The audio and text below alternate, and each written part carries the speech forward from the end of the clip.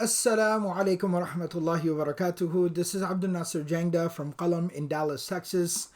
And this is a special message for the Muslim Student Association at George Mason University on behalf of the Islamic Awareness Week program. I was scheduled to be visiting y'all there on campus as a part of the Islamic Awareness Week program. Nonetheless, due to our current situation, due to the coronavirus COVID-19 situation that we're all dealing with, all public activities and events have been postponed or canceled. And so I wanted to make sure that I was still able to provide some kind of insight and was able to at least share some thoughts in regards to the program that I was going to be conducting there. And mashallah, the MSA, the Muslim Students Association, has remained very, very active, and they reached out right away and said, how can we make this happen? So alhamdulillah, it's my honor and my pleasure to be able to share this message with y'all. And what I wanted to talk about today was a topic, a subject that I like to refer to as farewell. Now, that might seem very ominous, and it might not be, it might not seem like maybe the most uplifting and inspiring topic to talk about right now, because obviously it's a very scary situation. So talking about death would seem a little maybe intimidating and overwhelming, very honestly, for some folks. But if you bear with me, I'd like to highlight exactly how we can find a lot of inspiration and hope within this particular moment of human history, Islamic history, and specifically the life of the Prophet Muhammad, peace be upon him. The Prophet Muhammad, peace be upon him, sallallahu alaihi wasallam, is a mercy to all of mankind. وَمَا أَرْسَلْنَاكَ إِلَّا رَحْمَةً لِلْعَالَمِينَ. He was sent for the guidance, the enlightenment, and the refinement of humanity. Where Allah SWT lays out His mission in the Quran, يَتْلُو عَلَيْهِمْ آيَاتِهِ وَيُزَكِّيهِمْ وَيُعَلِّمُهُمُ الْكِتَابَ وَالْحِكْمَةِ. Alright? That this messenger will recite the signs and the verses of God upon the people. He will guide people. وَيُعَلِّمُهُمُ الْكِتَابَ وَالْحِكْمَةِ. And He will enlighten and educate people. وَيُزَكِّيهِمْ. And He will refine the people. And that's what the Prophet ﷺ did. And the greatest beneficiaries of the guidance and enlightenment and education and refinement of the Prophet Muhammad ﷺ were undoubtedly His companions, His family members, the people who were alive with Him at that time. And they appreciated Him more than anyone else. And that's exactly why there's a reality of life. Everyone has to leave this world at one time or another. And while, yes, there will always be sadness, but it doesn't necessarily need to be a tragedy in the sense that we look forward to what's in the life of the hereafter. And so the Prophet ﷺ was told in the Quran, إِنَّكَ مَيِّتٌ وَإِنَّهُمْ مَيِّتُونَ. You have to leave this world one day, and they have to leave this world one day as well. ثُمَّ إِنَّكُمْ يَوْمَ الْقِيَامَةِ عِنْدَ رَبِّكُمْ تَخْتَصِمُونَ. And then everyone will be resurrected and brought before their Lord, and that's where all the matters will be ultimately settled. And so that's the reality of the life of this world, that everyone has to leave and everyone has to depart. And so similarly, there came the time for the Prophet Muhammad ﷺ to also depart from this world. And when that time came, it was a very difficult time. It was very, very tragic. It was very overwhelming. It was very emotional. It was very confusing. It was very perplexing. It felt like the earth was shaking beneath your feet, like the rug was pulled out from under your feet, like the sky was falling, like the world was ending. And maybe a lot of us are feeling that way right now with what we're dealing with. But what's very important to remember is, what did the Prophet ﷺ teach us in those moments? And then how did the family members and the companions of the Prophet Muhammad, peace be upon him, how did they handle that situation? So first and foremost, what did the Prophet Muhammad ﷺ teach us in that moment? Number one, even when he was physically losing his ability to walk, he still went for the prayer. And again, obviously right now, we understand that due to it being very dangerous for people to congregate. So I'm not, by giving that example, I'm not talking about people physically going somewhere to pray and congregating in a mosque or somewhere. But what I do mean is we never leave our prayer. We never give up our prayer. We'll be praying at home. We'll be praying punctually, regularly, every single day. And we'll add to our prayers. If someone watching this has struggled up to this point praying 5 times a day, struggle no more. If someone has never tasted the sweetness of putting your face on the ground in front of God and asking Him for His help, do it now. And it will be a very powerful experience for you. So prayer, He taught us the significance and the importance of prayer in these moments. إِذَا حَزَبَهُ أَمْرٌ فَزَعَ إِلَى الصَّلَاةِ. That whenever any situation, anytime he was dealing with any kind of a situation, he at once immediately went to the prayer. So even on his deathbed, he never stopped praying.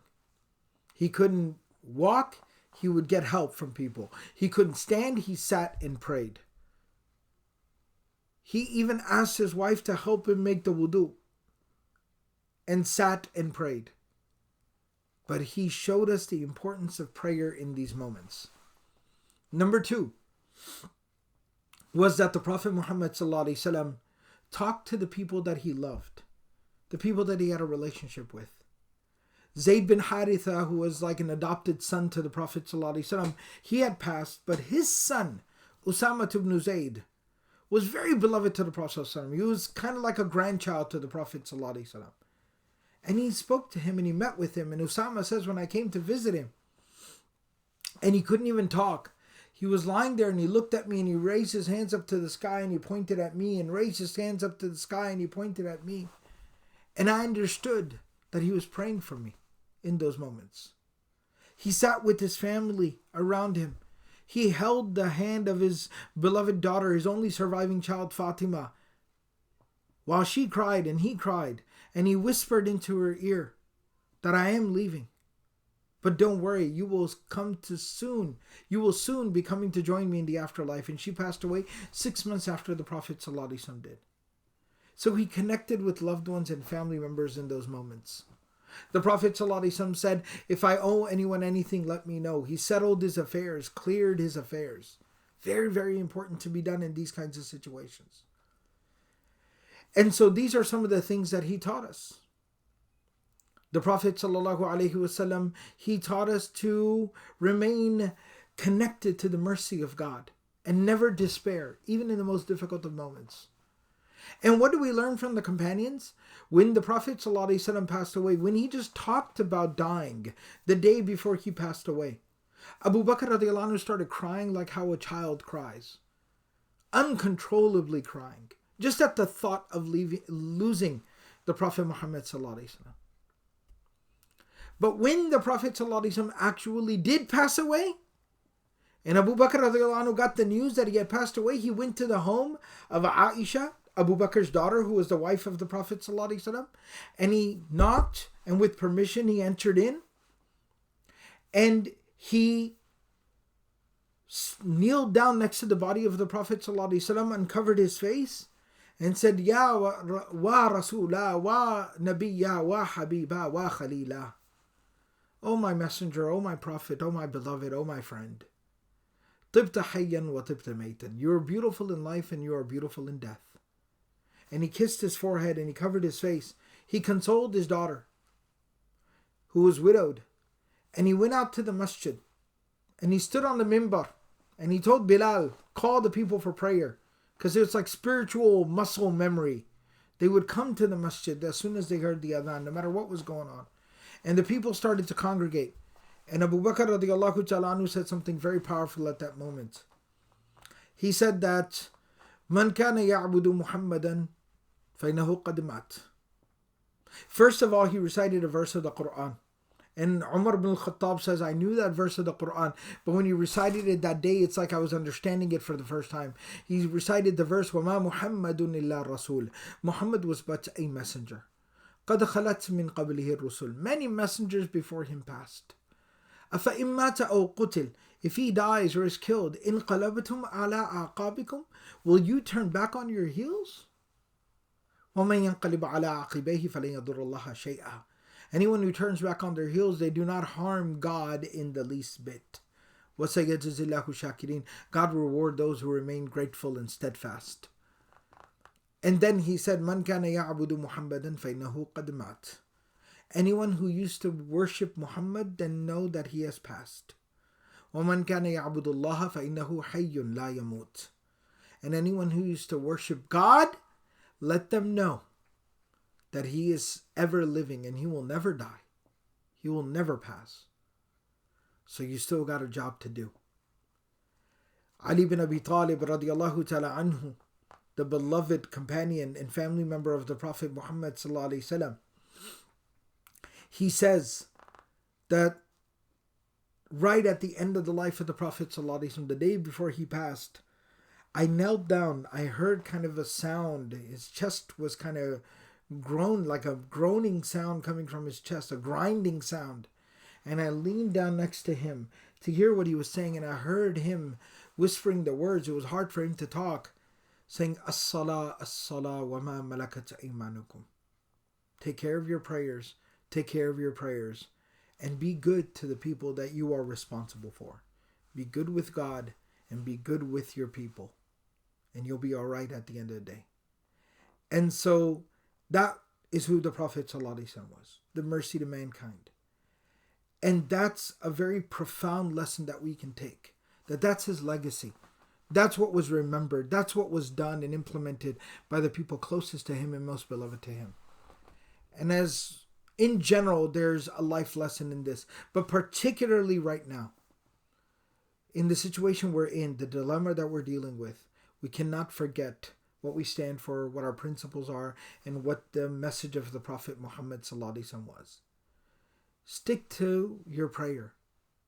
Stay connected to Allah, especially in these moments.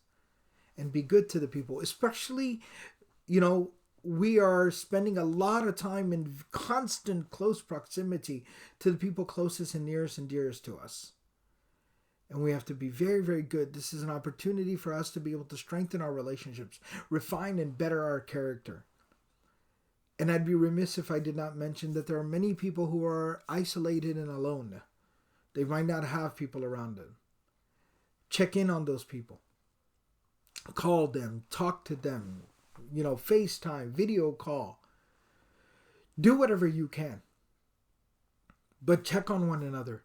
This is a time to be a community together, a community that the Prophet ﷺ would be proud of. At Hajjatul Wida, the farewell pilgrimage, just a couple of months before he passed, when the Hajj was being done, and all the Muslims were gathered together, over 120,000 companions were gathered together. And the Prophet ﷺ, on the last day of the Hajj, as everyone was departing, they asked him for some parting advice, and the Prophet ﷺ said two things. He said, "La tarji'u ba'di kuffara." Do not turn your back on God after I am gone. Do not turn your back on God after I am gone. يَضْرِبُ بَعْضُكُمْ رِقَابَ بَعْضٍ. And don't turn on one another. Don't kill one another. Don't turn on one another. Don't be against one another. So this is a very powerful moment to remember that advice of the Prophet ﷺ. May Allah subhanahu wa ta'ala protect everyone. May Allah grant health to everyone. May Allah, provide safety to everyone. May Allah subhanahu wa ta'ala alleviate this situation, immediately. And may Allah subhanahu wa ta'ala allow us to be better because of this experience. And I look forward to, inshallah, visiting y'all there and getting to meet each and every single one of y'all and being able to talk about this experience and be able to reflect on this experience together. Amin ya Rabbil Alameen. Jazakumullahu khairan. Thank you very, very much for watching and for listening very attentively. And as I said, may Allah subhanahu wa ta'ala accept from all of us. Jazakumullah khairan. I specifically want to thank and appreciate the Muslim Students Association, the MSA, at George Mason University for leading the community through this very difficult time. May Allah grant them steadfastness. May Allah reward them, and may Allah accept all their efforts. Jazakumullahu khairan. Wassalamu alaikum wa rahmatullahi wa barakatuhu.